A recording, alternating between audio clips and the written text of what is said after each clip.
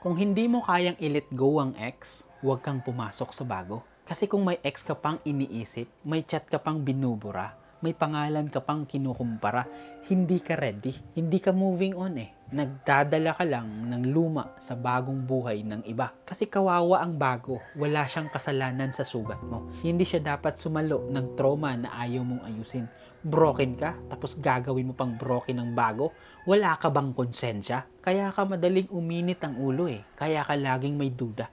Kaya ka praning kahit walang ginagawa ang mali ang tao. Hindi dahil masama siya, kundi dahil may multo ka pang kinakausap sa loob mo. Sana, tandaan mo, ang bagong relasyon, hindi therapy session. Hindi pa nakipbutas. Hindi baka gumaling ako pag may bago ako. Kung hindi ka pa tapos sa kahapon, huwag kang mandamay ng bukas ng iba. So please, hindi ka biktima kung pumasok ka ng hindi ka handa. Ikaw ang nananakit. So ayusin mo muna ang sarili mo. I-let go mo muna ang ex mo. Isara mo muna ang pinto ng nakaraan. Kasi ang papasok sa buhay mo, deserve niya ang buo. Hindi ang taong hati pa ang puso at walang konsensyang mandamay pag na-broken kayo.